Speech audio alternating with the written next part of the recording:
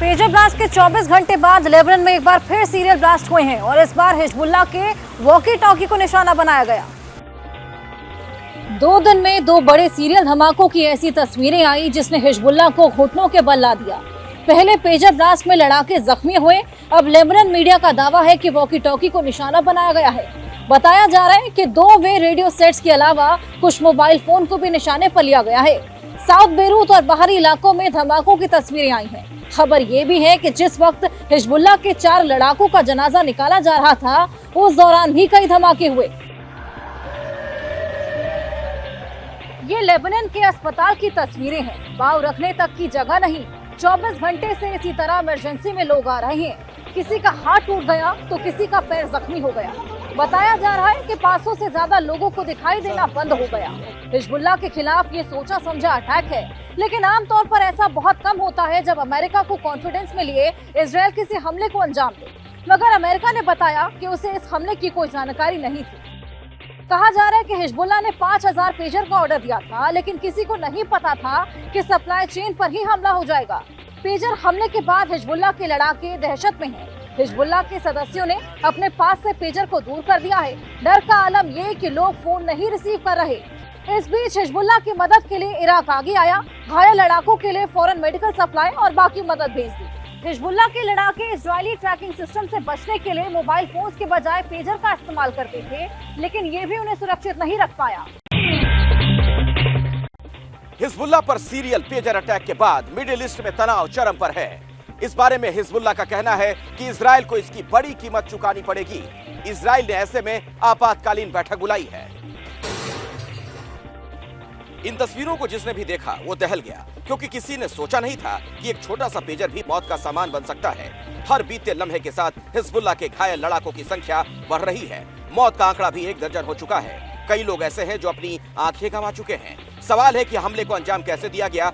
इसे लेकर कई तरह की थ्योरी सामने आई, लेकिन न्यूयॉर्क टाइम्स की रिपोर्ट्स के मुताबिक इजराइल ने इन पेजर्स में एक्सप्लोसिव छिपा दिया था। अल जजीरा, चैनल 13 और यूएस टुडे की रिपोर्ट के मुताबिक हर पेजर में करीब 20 ग्राम विस्फोटक फिट किया गया।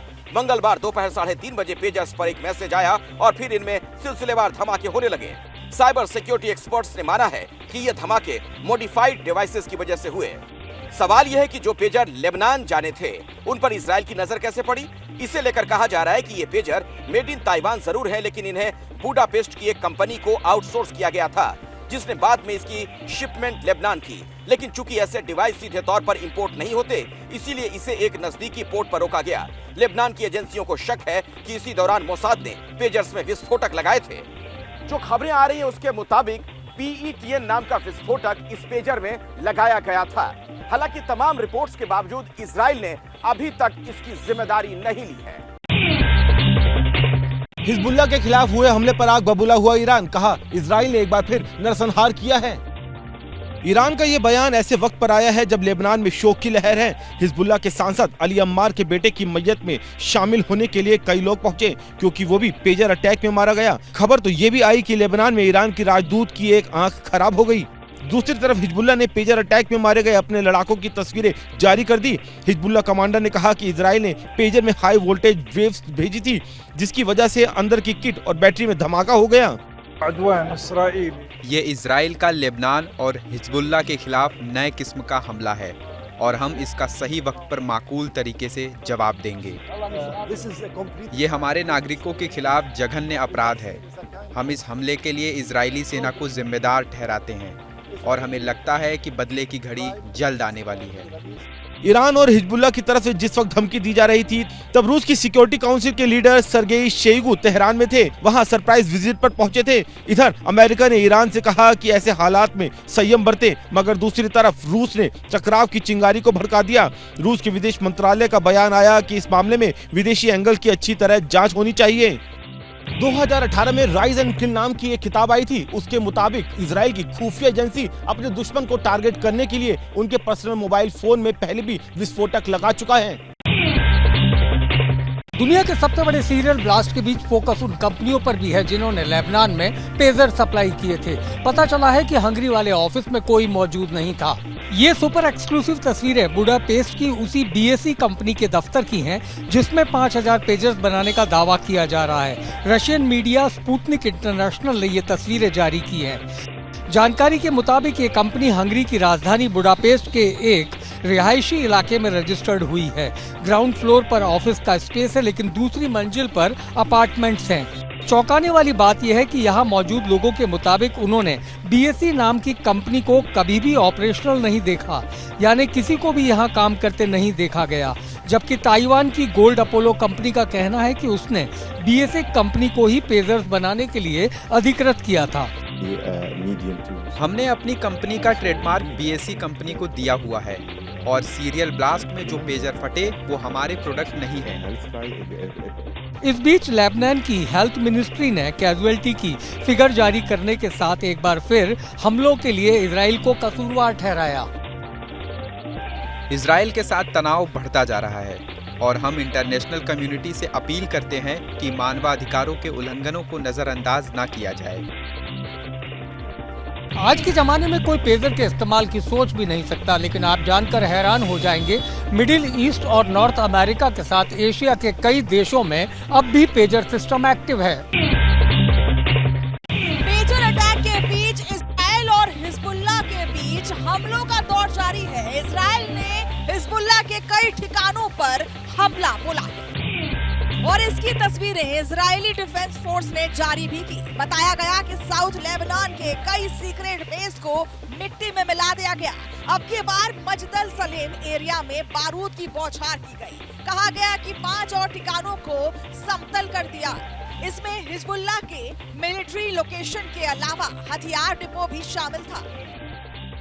इससे पहले जब हिजबुल्लाह के लड़ाके पेजर विस्फोट के बाद इधर उधर भाग रहे थे, तब इजरायली सेना ने ओडेसा, मरकाबा, बलीदा, मारौन एल रास और जिहीन इलाकों को टारगेट कर रही थी। इसके अलावा आर्टिलरी यूनिट ने भी अपना दम दिखाया। ये सब कुछ इजरायली डिफेंस फोर्स की ब्रीफिंग में सामने आया। 7 अक्टूबर 2023 को इजराइल पर हुए आतंकी हमले के बाद से हिजबुल्लाह और इजराइल के बीच टकराव का दायरा बढ़ा है। इजराइल का दावा है कि उसने करीब 1 साल में हिजबुल्लाह के 450 लड़ाकों का सफाया कर दिया। हालांकि दोनों के बीच बारूदी टकराव और रॉकेट अटैक के बाद से हजारों लोगों को घर भी छोड़ना पड़ा है। वहीं आपको बता दें कि इजराइल ने अमेरिका को पहले ही बता दिया था कि वो अब पूरी ताकत के साथ हिजबुल्लाह के खिलाफ जंग की तैयारी कर रहा है। रूस यूक्रेन वॉर के बीच बेलारूस ने बड़े हमले की आशंका जताई है। पुतिन के दोस्त ने कहा है कि अगर हम पर हमला हुआ तो तीसरा विश्व युद्ध होना निश्चित है। बेलारूस के राष्ट्रपति अलेक्जेंडर लुकाशेंको का ये बयान इसीलिए महत्वपूर्ण है क्योंकि रूस और यूक्रेन के बीच वॉर का सिस्टम अब लंबी दूरी की मिसाइलों और एडवांस वेपन्स तक पहुंच गया है। रूस अब भी रॉकेट लॉन्चर की तस्वीरें जारी कर रहा है। कुर्स्क के साथ ईस्टर्न यूक्रेन में यूक्रेन की सेना के खिलाफ असॉल्ट तेज कर दिए गए हैं। आर्टिलरी यूनिट के साथ ड्रोन अटैक का कॉम्बिनेशन यूक्रेन पर भारी पड़ रहा है। वहीं यूक्रेन का दावा है कि उसने यूक्रेन की ड्रोन शक्ति को कमजोर किया। 52 ड्रोन में से 46 को मार गिराया। बाकी 5 ड्रोन दिशा से भटक गए और एक वापस रूस की तरफ चला गया। यूक्रेन की तरफ से यह भी कहा गया है कि रूस ने 3 मिसाइलों को भी यूक्रेन के पूर्वी इलाके की तरफ दागा था, लेकिन तीनों में से कोई भी अपने टारगेट तक नहीं पहुंची। वॉर जोन के बीच ज़ेलेंस्की चाहते हैं कि अमेरिका में बाइडेन की सत्ता छोड़ने से पहले यूक्रेन को नाटो में शामिल करने की सारी औपचारिकताएं पूरी कर ली जाएं। हालांकि इससे पहले बेलारूस के लुकाशेंको बोले कि अगर हम पर हमला हुआ तो फिर तबाही का तीसरा द्वार खुल जाएगा। यूक्रेन को या अमेरिका को बेलारूस पर अटैक नहीं करना चाहिए, क्योंकि ऐसा करने से तीसरा विश्व युद्ध शुरू हो जाएगा। विश्व युद्ध और एटमी युद्ध की धमकियां रह रहकर बेलारूस और रूस की तरफ से आती रही हैं। खबर यह भी है कि नाटो से तनाव के बीच रूस जल्द ही नए न्यूक्लियर टेस्ट को अंजाम दे सकता है। कुछ में घुसपैठ के बाद यूक्रेन का रूस पर एक और बड़ा अटैक। यूक्रेन ने रूस के हथियार डिपो को निशाना बनाया। जिस जगह 30,000 टन बारूद मौजूद हो, वहां अगर विस्फोट हो जाए या फिर उस जगह को टारगेट करके अटैक हो, तो फिर कैसी तबाही मचेगी, अंदाजा इन तस्वीरों से लगाया जा सकता है। विस्फोट भी हुआ और हमला भी। यूक्रेन ने रूस के खिलाफ ऑफेंसिव स्ट्राइक का एक और एग्जाम्पल दिया। इस बार त्वेर इलाके में ड्रोन और मिसाइल अटैक को अंजाम दिया गया। हमले के बाद डिपो में आग लगाई गई। चारों तरफ सिर्फ अग्नि का तांडव था। आनन फानन में रूस को इवैक्यूएशन करना पड़ा। जानकारों के मुताबिक तोरोपेट्स में और आसपास के इलाकों से लोगों को सुरक्षित जगहों पर ले जाया गया। यूक्रेनी मीडिया रिपोर्ट्स के मुताबिक कम से कम 6 मिसाइलें दागी गईं। नोट करने वाली बात यह है कि यूक्रेन की 3 मिसाइलों को रूसी एयर डिफेंस ने इंटरसेप्ट भी किया, लेकिन बाकी की 3 अपने टारगेट तक पहुंच गईं, जिसकी वजह से पूरा इम्यूनेशन डिपो जलने लगा। इस दौरान रूस के हमले जारी रहे। कीव इंडिपेंडेंट की रिपोर्ट कहती है कि रूस ने इस बार न्यूक्लियर प्लांट वाले शहर जेपोरोजिया पर हवाई हमले किए। सूमी पर भी मिसाइल दागी गई। हमले में यूक्रेन को जान माल का नुकसान हुआ है। रूस के खिलाफ युद्ध में इटली ने यूक्रेन को मदद देने के लिए, सपोर्ट करने के लिए आगे आते हुए एयर डिफेंस सिस्टम इस महीने के अंत तक देने का ऐलान किया है। जंग की सनक तो नॉर्थ कोरिया के तानाशाह पर भी सवार है। किम जोंग के ऑर्डर पर एक हफ्ते में दूसरी बार बैलिस्टिक मिसाइलों का टेस्ट हुआ।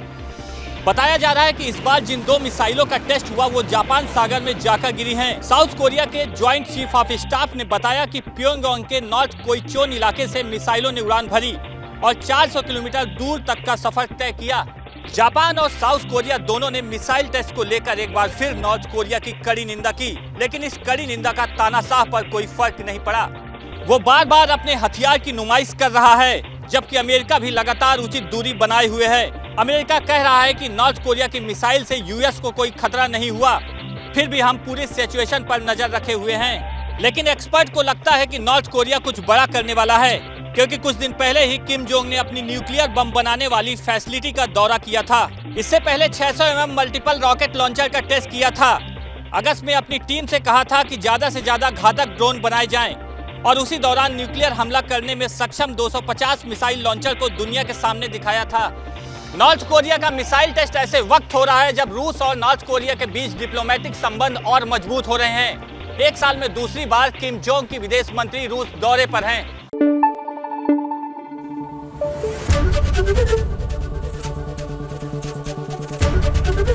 एबीपी न्यूज आपको रखे आगे।